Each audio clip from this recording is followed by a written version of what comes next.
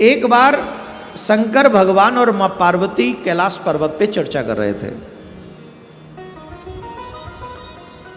और उस चर्चा में अपने अपने भक्तों की चर्चा कर रहे थे। अपने अपने भक्तों की चर्चा चल रही थी। मां पार्वती बोली, देवी सुनती हो? बताओ तुम्हारे भक्त कैसे होते? बोले महाराज आप बुरा न मानिएगा, आपके भक्तों से ज्यादा अच्छे होते हमारे भक्त।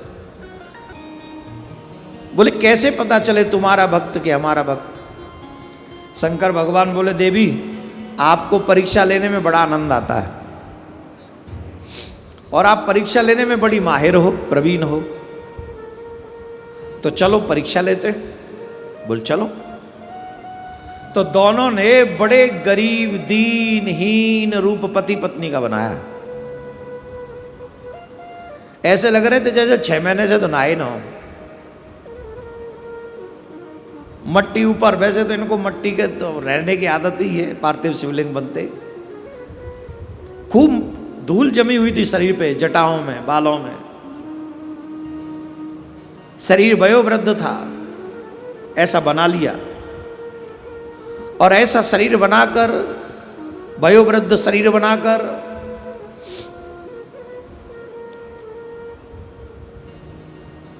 एक गांव में पहुंचे। पहले एक नगर में पहुंचे। उस नगर का जो राजा था, वो नगर का राजा मां पार्वती का भक्त था। मां पार्वती बोली, पहले आप हमारे भक्त के यहां चलो। यहां का जो राजा है ना, वो हमारा भक्त है। आप चल के देखो कैसी हमारी आवभगत करेगा, कैसे हमारा स्वागत करेगा। चलो आप हमारे साथ। बोले चलो। दोनों ने बड़े बूढ़ों का रूप बना ही रखा था। वयोवृद्ध तो थे ही, लग भी ऐसे रहते जैसे 6 महीने से नहाए नहीं। अंग पर वस्त्र भी फटे पुराने से थे, नाम मात्र के लिए वस्त्र थे। आज की भाषा में कहें तो हालत बड़ी खस्ता थी उनकी। तो द्वारपाल जो द्वार पे था, उससे जाके मां पार्वती ने कहा कि यहाँ के राजा से कहो जाके कि हम उनसे मिलना चाहते हैं। हम दोनों पति पत्नी हैं, हम उनसे मिलना चाहते हैं। अच्छा, बड़े लोगों के तो द्वारपाल भी बड़े ही होते हैं, समझ रहे हैं? बड़े लोगों के द्वारपाल भी बहुत ही बड़े होते हैं, वो भी कम बड़े नहीं होते। उनकी अलग ही दुनिया चल रही होती है। हमारे ब्रज में कहावत है, चाय से ज्यादा केतली गर्म होती है। अब राजा के द्वारपाल थे तो ये तो अभिमान तो था ही उनको। अरे क्या तुम किससे मिलने आए हो? या कौन मिलेगा तुमसे? अरे राजा जी से कहो कि हम उनसे मिलना चाहते हैं। द्वारपाल गया, ड्यूटी तो थी ही, जाके बताया कि महाराज एक पति पत्नी आपसे मिलना चाहते हैं। कौन है? बोले कोई पति पत्नी है। और कैसे? बोले हालत तो ठीक नहीं है, बड़ी नाजुक सी हालत है, कपड़े फटे हुए हैं, लगा ऐसा राजा से 6 महीने से नहाए नहीं है, धूल ही धूल लगी है, मिट्टी मिट्टी शरीर पे लगी है, बड़े बूढ़े हैं, कपड़े भी फटे से हैं। तो राजा ने कहा कि मैं कोई इतना फ्री बैठा हूं कि मैं सबसे मिलूंगा? कोई इतना फ्री थोड़ी हूं मैं, मुझे कोई काम नहीं है क्या? मुझे भी कोई काम है, मुझे इतना बड़ा राज्य देखना है, इन लोगों के लिए फालतू समय नहीं, जाओ मिलना नहीं। द्वारपाल ने कहा महाराज पे समय नहीं है, महाराज बिजी है। तो देवी जी बोली, यूं कह देना शंकर पार्वती मिलने आए आपसे। शंकर भगवान मुस्कुराए, बोले देख लो तुम्हारा भक्त है, समय ही नहीं है, तुम्हारे भक्त पे समय नहीं है। अरे बोले रुको, पहचाना नहीं होगा, रुको अभी। यूं कहना शंकर और पार्वती आपसे मिलने आए। द्वारपाल ही हंसा, आप ही होंगी पार्वती? और जी होंगे शंकर। तो भाई दुनिया में अकाल पड़ रहा है, जब शंकर पार्वती ऐसे तो हमारा क्या होगा। अरे जब एक बार बोल दिया कि वो बिजी हैं, उन पे समय नहीं है, तो जाइए यहां से। जाते क्यों नहीं? शंकर भगवान बोले आपके भगत जी ने बड़ा सत्कार किया, ये धक्के मारे उससे पहले चलो कुछ और कहें, उल्टी सीधी कहें, क्योंकि ये तो द्वारपाल हैं, इन्हें तो पता नहीं हम कौन हैं, तो इसलिए चलो। पार्वती मैया चली आई वहां से, शंकर भगवान चले आए। शंकर भगवान बोले बड़ा अच्छा भक्त है आपका। अरे बोले क्या बताएं, बुद्धि नहीं रही इसमें, बुद्धि नहीं रही। हमको लगता है अधिक राज्य सुख पाकर ये मदान्त हो गया है, और ये होता है। रामायण में एक पंक्ति है, असको नहीं जन्मा जगमाही, प्रभुता पाहे जाए मद नाही। इस संसार में ऐसा कोई मनुष्य नहीं जिसे प्रभुता मिल जाए और अहंकार न हो। मां पार्वती बोली कि लगता है ये मदान्त हो गया, धन पाकर, ऐश्वर्य पाकर। भगवान बोले चलो छोड़ो, गुस्सा त्यागो, आओ तुम्हें अब हम अपने भक्त के यहां लेके चलते, हमारे भक्त के यहां चलो। बोल चलो। अब शंकर भगवान अपने भक्त के यहां मां पार्वती जी को लेके गए। अब उनका भक्त कैसा है पता है? झोंपड़ी में है। शंकर भगवान का भक्त झोंपड़ी में है। एक ब्राह्मण है, एक ब्राह्मणी है। भगवान ने द्वार पर जाकर दरवाजा खटखटाया, कहा अलख निरंजन, कोई अगर घर के मध्य हो, कुटिया के मध्य हो तो दरवाजा खोलो।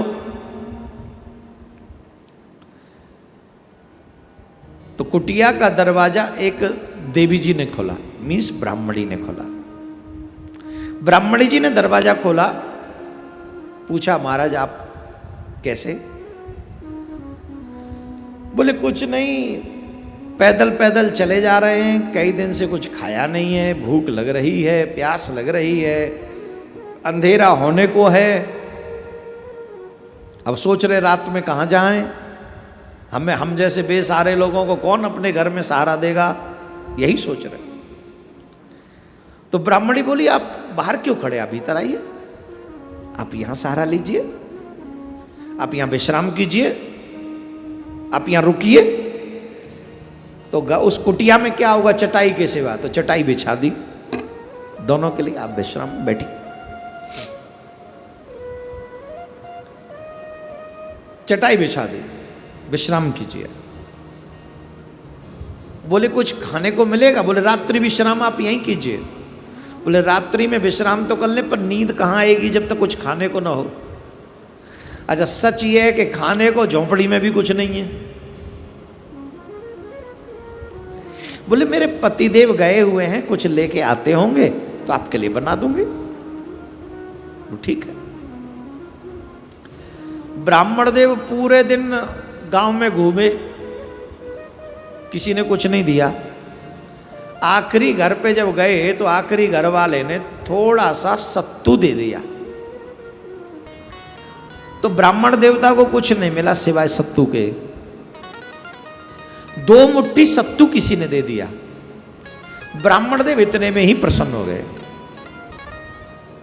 ब्राह्मण देव को लगा कि अधिक की जरूरत भी क्या है, आज की रात्रि तो कट ही जाएगी। 1 मुट्ठी सत्तू में पानी मिलाकर मैं पी जाऊंगा, 1 ब्राह्मणी, आज की रात कट जाएगी, कल फिर देंगे भगवान। ब्राह्मण देवता लेकर गए, दरवाजा खटखटाया, ब्राह्मणी ने दरवाजा खोला तो देखा 2 अतिथि घर में ऑलरेडी बैठे हुए हैं। ब्राह्मणी जी को कोने में ले गए ब्राह्मण देवता, बोले जी कौन है? बोले अतिथि देवो भव, अतिथि हैं, बड़े बूढ़े हैं, यहाँ से निकल रहे थे, कहाँ रुकते, रात में आंधी आ जाए, ब्यार आ जाए, हवा आ जाए, बारिश आ जाए, परेशान होंगे, तो मैंने कह दिया आप यहीं आ जाओ, तो आज रात्रि भर यहीं रुकेंगे। बोले अच्छी कोई बात नहीं, बहुत अच्छा किया तुमने, अतिथि सेवा करी, भोजन प्रसादम की व्यवस्था। बोले आपको कुछ मिला होगा, आप कुछ लाए हो? वही बनाना है, प्रतीक्षा कर रहे हैं वो प्रतीक्षा कर रहे हैं प्रसादम की। आप बताओ आप क्या लाए हो? शंकर भगवान कैसे भक्तों का देखो लीला करते हैं। बोले पूछ रहे प्रतीक्षा आप क्या लाए हो? ब्राह्मण देवता बोले अच्छा ये प्रसाद की प्रतीक्षा कर रहे हैं। बोले हाँ। देवी अधिक तो कुछ मिला नहीं, 2 मुट्ठी सत्तू मिला, तो मैंने तो सोचा था कि 1 मुट्ठी सत्तू तुम खा लोगी, 1 हम खा लेंगे, सो जाएंगे। अब तो अतिथि आए हैं, अब क्या करना चाहिए? क्या आधे आधे इसमें से भी आधा आधा कर ले? बोले ना, हमारा और आपका क्या है, हम और आप तो भूखे भी रह जाएंगे, पर अतिथि भूखा नहीं सोना चाहिए। अगर घर में अतिथि आ गया और वो भूखा रह गया तो ये ठीक नहीं। पहले अतिथियों को भोजन कराओ, अतिथि भोजन करे।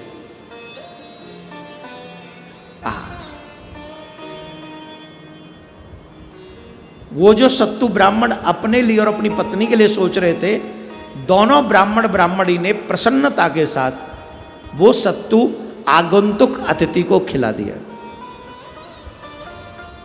और खुद भूखे सो गए, खुद भूखे सो गए। ये परोपकार है। ब्राह्मण ब्राह्मणी सो ही रहे थे। पार्वती मैया ने शंकर भगवान ने पार्वती मैया को कहा कि हमारे भगत जी देखे आपने?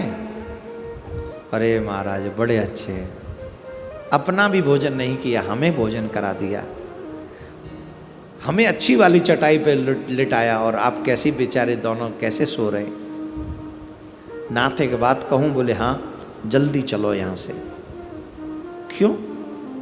बोले जितनी देर हम रहेंगे उतनी देर ये दुख पाएंगे, हमारी सेवा चाकरी में लगे रहेंगे, अपनी व्यवस्था नहीं कर पाएंगे, तो मैं तो आपसे हाथ जोड़ती हूँ जल्दी चलो। शंकर भगवान बोले चलो, तुम कहती हो तो चलते हैं, हम परीक्षा लेने आई थी तो हमने परीक्षा ले ली, चलो। अब दोनों जा रहे हैं, भोले बाबा और माँ पार्वती वन में। माँ पार्वती सोच रही ये कैसे निष्ठुर है, बताओ, उन्होंने अपना भोजन भी इनको करा दिया और ये चुपचाप चले जा रहे हैं। तो पार्वती मैया बोली ए जी सुनते हो? हाँ सुनता हूं, बताओ। अरे महाराज आपको उन बूढ़े ब्राह्मण ब्राह्मणी पर दया नहीं आ रही? क्या हुआ?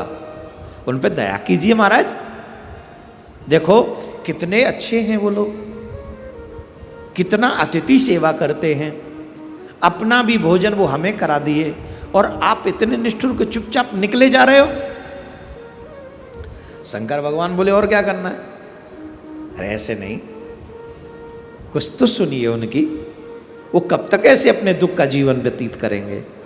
बोले देवी मैं तो तुम्हारा मत जानना चाह रहा था, अगर मैं तुम्हारे मत के बिना इनको दे देता तो तुम कहती कि महाराज आपने अपने भक्त का